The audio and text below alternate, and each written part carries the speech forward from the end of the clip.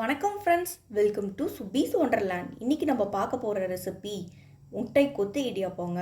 இது யூஸ்வலாக செய்கிற இடியாப்பம் மாதிரி இல்லாமல் கொஞ்சம் ஸ்பைஸியாக ரொம்ப டேஸ்டியாக பண்ண போகிறாங்க.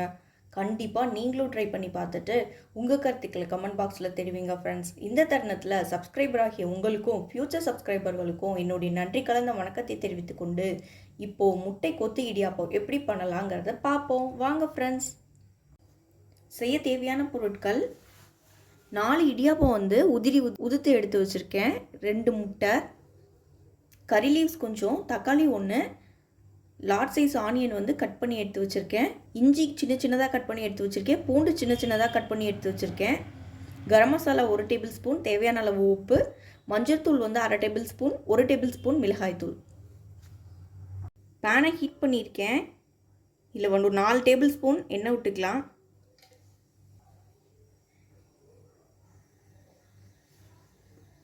எண்ணெய் நல்லா ஹீட் ஆனதுக்கப்புறமா நம்ம ஆனியன் ஆட் பண்ணிக்குவோம்.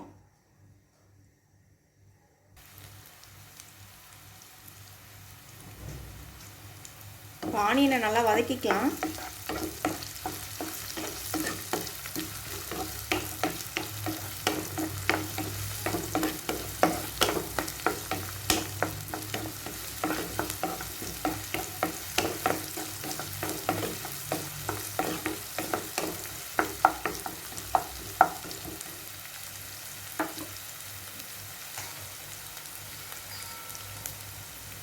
கட் பண்ணி வச்சுருக்க பூண்டு ஆட் பண்ணிக்கிறேன்.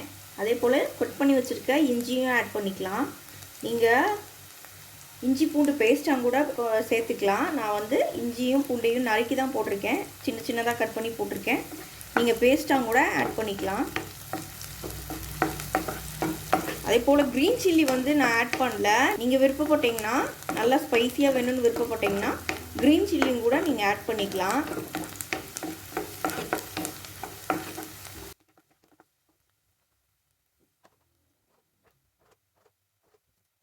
ஆனியன் நல்லா வதங்கிடுச்சு. இப்போ தக்காளி ஆட் பண்ணிக்கிறேன்.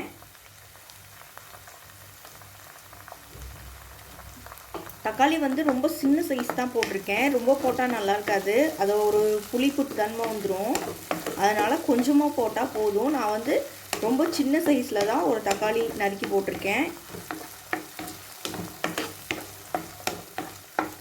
தக்காளி நல்லா வதங்கி வரட்டும்.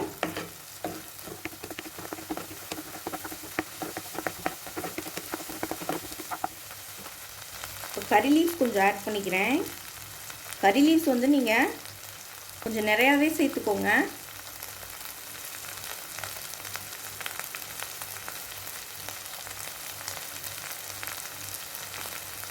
ஏன்னா நம்ம வேறு எதுவும் கொத்தமல்லி எதுவும் ஆட் பண்ணுறதில்ல, அதனால் கறி லீவ்ஸே நான் கொஞ்சம் அதிகமாகவே ஆட் பண்ணியிருக்கேன். நல்லா வதக்கிக்கலாம்.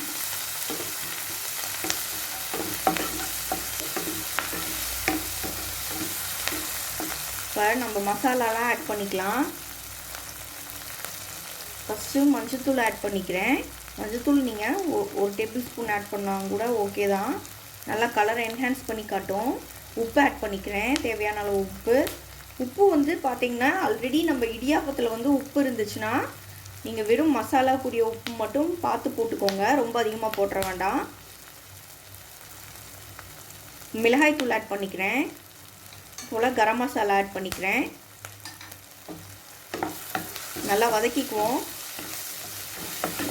முட்டையில் மட்டும் இல்லைங்க, நம்ம இதை வெஜிடபிள்லேயும் செய்யலாம், அதே போல் மீட்லேயும் செய்யலாங்க. சிக்கன் இல்லை மட்டனில் கூட நம்ம இந்த மாதிரி இடியாப்ப கொத்து பண்ணலாம், ரொம்ப டேஸ்ட்டாக இருக்கும்.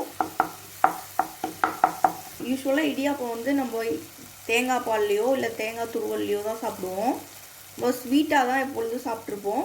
இந்த மாதிரி ஸ்பைஸியாக விரும்புகிறவங்களுக்கு இது ஒரு குட் ஆப்ஷனாக இருக்குங்க.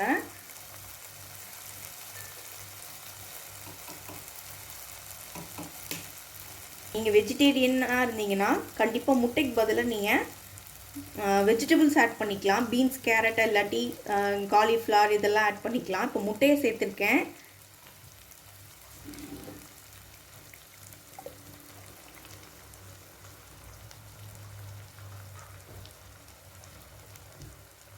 முட்டையை வதக்கிக்குவோம் இந்த மசாலாவோட. ரொம்ப வதக்கி விட்டோன்னா முட்டை ரொம்ப சின்னதாக வந்துடும். அதனால் கொஞ்சம் நேரம் அப்படியே விட்டுக்கலாம். பெருசாக முட்டை ஸ்க்ரம்பிள் ஆகி வரும்.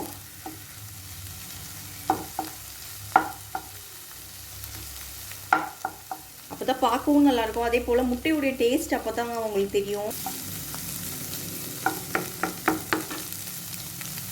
அவ்வளோதாங்க. இப்போ நம்ம இடியாப்பத்தை இது கூட ஆட் பண்ணிக்கலாம். இப்போ உதிர்த்து வச்சுருந்தா இடியாப்பத்தை இது கூட ஆட் பண்ணிக்கிறேன். இது நல்லா கலந்து விட்டுக்குவோம்.